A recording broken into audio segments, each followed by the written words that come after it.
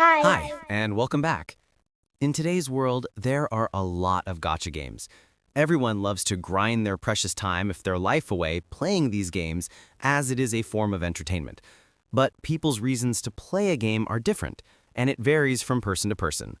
Some play them for the grind, some to enjoy the story, and some play for the flashy characters, while some play to gamble away their life savings. On the other hand, there are also people who play a game to make it a religion for debates. But at this point in time, a storm is approaching in the world of gacha games. It's time to brace yourselves because we're going to step into the next generation, and it could be the end of our beloved OG gacha games. And who knows, maybe it could be the end of Hoyo shills and Kurobots. I don't know why people fight over the best game comparing one over another. While that's a part we are not here to discuss today, and before we move on, just make sure to subscribe to this channel because after this video, we'll be sharing some top-class classified information that I have with my incredible community soon. Also, you can join our Discord server if you feel like it. The link is in the description. Now, without further ado, let's get started. There are many new gacha games coming out in the next year, possibly before GTA 6. And the quality of these games is on the next level. Just a few days ago, Anatana, formerly known as Project Mugen, dropped its gameplay trailer and looks amazing. Like, we're talking about Watch Dogs, GTA, Spider-Man, and a lot more references were presented in that game. And honestly, the quality of the game blew my mind. We also had the beta test for Neverness to Everness at the start of this year. People really loved that game too.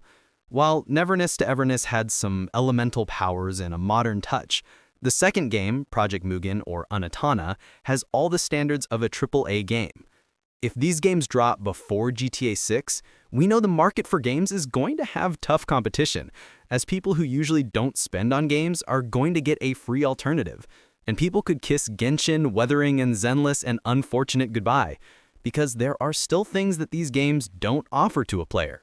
Now, let's talk about why our beloved games cannot compete in the bright year of 2026. There is a lot of shit that has gone wrong in Genshin. If I count everything, it would be the end of the day before you all know it. Furthermore, there's some rumors about more new lunar-related reactions, like Lunar Swirl and its geo-related shit and all that. It's not that people wouldn't like the new reactions. They could be great, and it's good to see new content in the game every now and then. But Genshin would have to do something more unique that wouldn't feel so predatory, and also, they need to provide some really important features like a skip button, at least in World Quest. Because that is the most thing that they need to pay attention to, because if I need to play more games, or if we don't have much time to watch some NPC waving their hands in silence, it's really important in World Quest, because I personally get really annoyed when NPCs stand around waving their hands like a dum-dum. With the way things are going, I would say Genshin Story Quest has been doing great ever since I started playing. But it got boring for me around the Sumeru arc and in Natlan. Okay, Fontaine wasn't that bad actually. Also, one more thing that bothers me is that, only a few characters from a new region can trigger these new reactions, which would only mean that older units will become useless. There should be at least a few old characters that did have the potential. Maybe they should give more power-ups to old characters to trigger these reactions. That would be a really solid upgrade a game could get. Looking from an OG F2P point of view, this is nothing more than a cash grab. There is also no unique gameplay for playable characters, and this issue has been around for a long time. We all know why Hoyo is famous for reusing their own stuff. That's not a big problem. But there's also one other thing that still bothers me. You know, Child got a little upgrade that shifted the way he handles his bow. It was okay, but where is his foul legacy form gameplay, bro? We desperately need to see more changes in the game if it is to survive in the long run. I would admit the new region and its story were great, but take a look at this. I put on a black wig, got black contacts, used some makeup, and turned into a real Korean. Annyeong, my name is Penny. There is a lot more that I need to point out. Check this for example. I've said what I came to say. What you do next, only you can decide. So why don't you start by using your already limited processing capacity to calculate your even more limited options? The fan artists put more effort in making better character facial expression than Hoyo. I am really fan of this guy from now.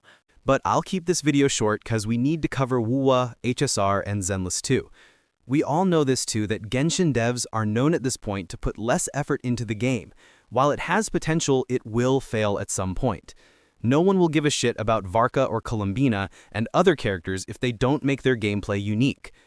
Moving on, I would say that I don't take the side of any game, but the thing is, Wuthering Waves' story still makes less sense and doesn't feel as peak as it did back in the day. I remember it as clear as the sky is today.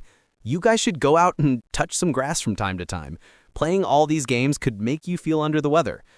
Yeah, as I was saying, the only time Wuthering Waves exceeded my expectations was when the Black Shores region was released.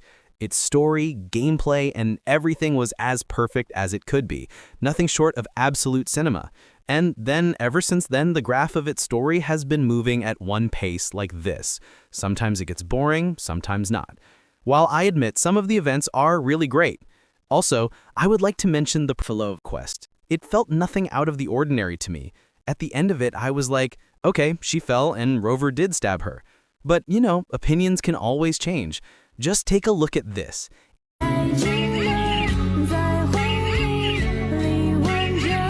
It made me realize how sad Provola's story is.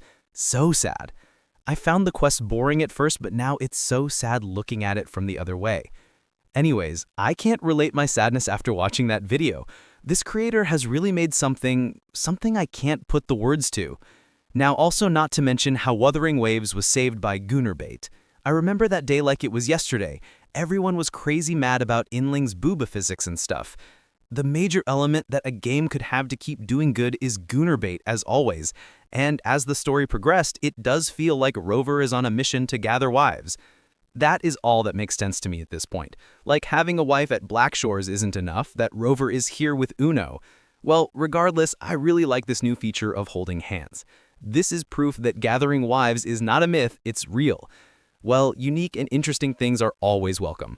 I should stick to the topic more, so as the thumbnail says, the storm is approaching, that is true, to the point in time that will be here so soon, that I guess no one will be talking about Genshin anymore except for a select few people. My Discord used to be filled with people who only play Genshin, and from the looks of things, it looks like no one likes it anymore. Genshin has become the definition of toxic love at this point. On the other hand, Wuthering Waves is doing okay. They're doing great new character, bring many unique gameplay along with them. It's not that bad, but you know how it is, everyone looks for evolution in current standards. If Wuwa can't add cars and other stuff for exploration, it would be in trouble. They do try their best not to disappoint the players, but I just remembered that Do It Night Abyss's release is right around the corner. If I'm not mistaken, its release date is October 28th. Time flies quickly, and from the look of it, that game is looking promising. While there are so many gacha games that are going to be released, like Arknights Endfield, Blue Protocol, and etc., I would say, and there are much more games that are going to bring new standards to gacha games in the future. If Genshin and Wuwa can't keep up, no one would remember them after a few years. Now, although Genshin is trying to make something like user-generated content, but it could be a success, maybe, well, time has all the answers. We all will know how it performs in a few weeks. I was planning on talking about Zenless and HSR, but I'm not going to be covering it because it's all Hoyo slop, and I don't like games where we can't jump. And so for that very reason, I left HSR a long time ago, and for Zenless Zone Zero, when the TV-related quests started to take too much time, it became a headache for me, so I gave up on that game. But still, the only thing I like about Zenless Zone Zero is the characters. I really enjoyed all the OST from that game, including the Bernice trailer. It made me want to go back to playing Zenless, but, you know, there isn't enough time in a day to do everything you want. And so only Genshin and Wuwa were the two games that have had my attention this whole time. I just realized how the year is almost near its end. Well, we were promised some fake lies about GTA 6 release in 2025, but 2026 is here at last. At last, my days of unemployment. And if you'd like to support my journey as a creator, you can join my channel membership. It's for $2. It's not required, but if you feel like supporting this channel, you are always welcome. Moving on, as we are reaching the finale of the video, I don't have much more to share than the fact that If GTA 6 turns out to break all the records that it eventually will, assuming all the hype and the player base it has around the globe, it will all end for Hoyoverse and Kuro Games once the massacre starts. And the anime GTA, Neverness to Everness, like I mentioned, is also coming next year. It would be a definite choice for players to leave the half-decade-old games and move on. Regardless, we got a lot of news on Anatana and Do It Night Abysses. I'm going to start covering them soon, like the next video would be about everything that we know about Anatana. Also, I'll be shifting some more informative content from Do It Night Abysses to also more videos on topics that you wouldn't have imagined or the ones I like the most, so make sure to subscribe to never miss the updates. And make sure to hype up this video if it wasn't as bad as I expected it to be. And also, thanks for watching, and I'll see you all in the next one. Goodbye. If you want a baby, let's make it.